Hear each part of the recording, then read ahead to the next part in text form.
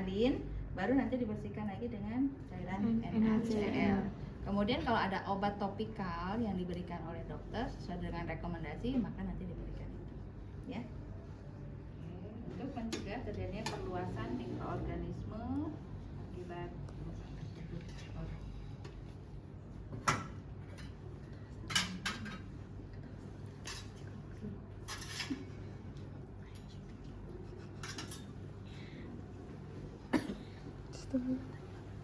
kapasnya sesuai dengan kebutuhan, kanan kiri kanan kiri kanan kiri, ya. Pembersihannya termasuk bukan hanya di tempat penunjukan pinnya itu, tetapi juga di bagian pinnya aja sekalian, ya. Boleh menggunakan lidi water ataukah dengan menggunakan kapas ini. Nah, kalau menggunakan lidi water,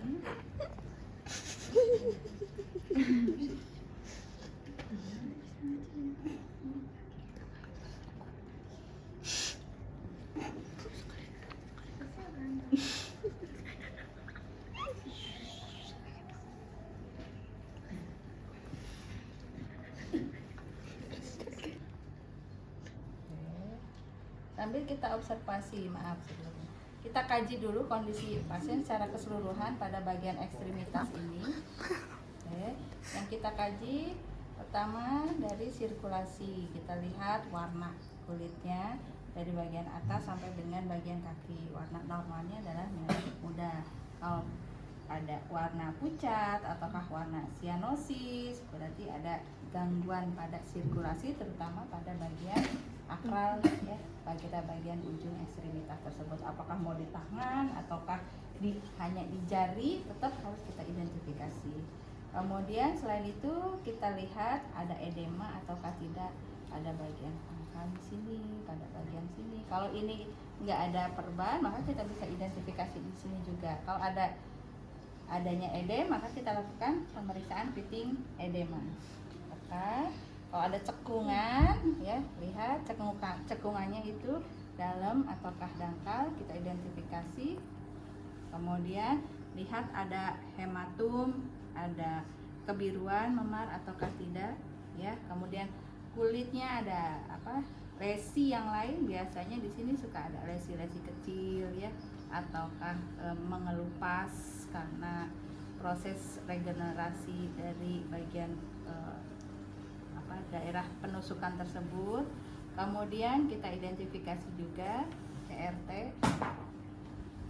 sama, ya. Kemudian kita identifikasi hangat ataukah tidak. Harusnya hangat, jangan sampai ini panas. Kalau panas berarti adanya peradangan ataukah infeksi. Kemudian kita lihat juga, kita tanyakan, Pak, ada yang dirasakan nyeri? Kemudian ini saat kita sentuh, pasiennya masih merasakan sentuhan ataukah tidak? Kemudian pada saat kita cubit, pasiennya masih merasakan ataukah tidak? Ada baal ataukah mati rasa ataukah tidak? Kemudian selain itu kita juga cek motionnya, pergerakannya. Pak, coba gerakan jarinya ke membuka menutup, membuka menutup. Di jari ini kita identifikasi. Kemudian gerakan ke belakang, ke depan, belakang, ke depan jari-jarinya, termasuk pada bagian telapaknya. Walaupun di kaki juga sama. Upayakan kita cek untuk pergerakannya. Jadi kita cek sirkulasi, perkusi, ya, kemudian sensasi dan pergerakan. Setelah itu kita buka.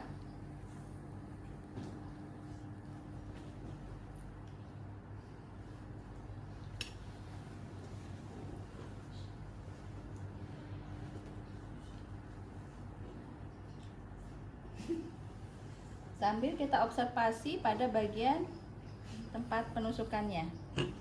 Yang kita observasi tadi sama warnanya, kemudian kepatenan dari pinnya. Kepatenan itu dia masih tepat di tempat penusukan itu ataukah mengalami pergeseran, ya. Kemudian ada tidak cairan yang keluar, ya. Kemudian dari warnanya juga kita identifikasi.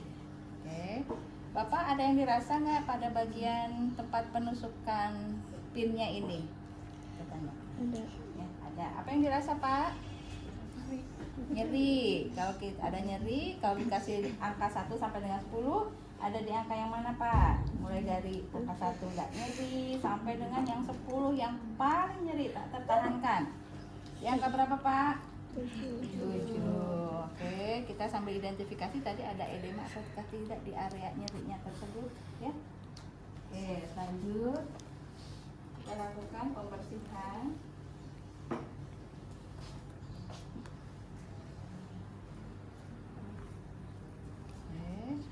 Pada bagian luar dulu, sirkuler ke dalam, sambil kita lakukan penekanan ya untuk mengeluarkan barangkali nanti ada cairan ataukah tanah yang lain. Oke, tuh.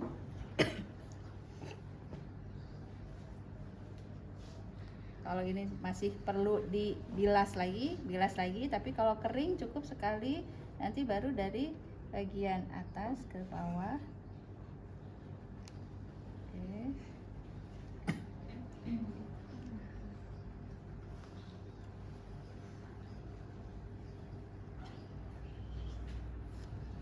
Oke, nanti semuanya dilakukan perawatan seperti itu sampai dengan selesai. Nanti sebelah sininya juga.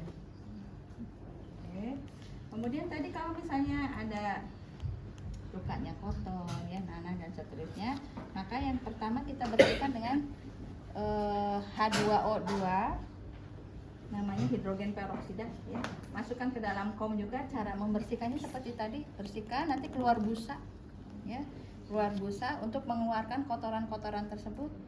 Oke, kemudian nanti kalau sudah kulitnya kena cairan H2O2, kulit tersebut nanti akan berwarna keputihan ya. Putihan, kemudian kita bilas dengan NaCl.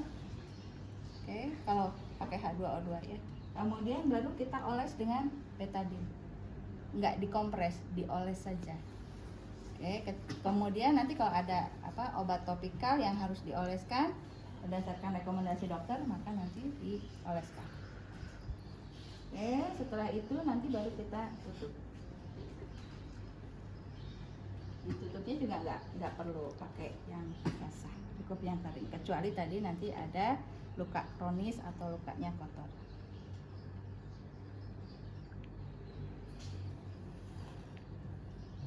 Oke, jangan sampai yang bulu-bulunya ini ya masuk ke dalam lubangnya.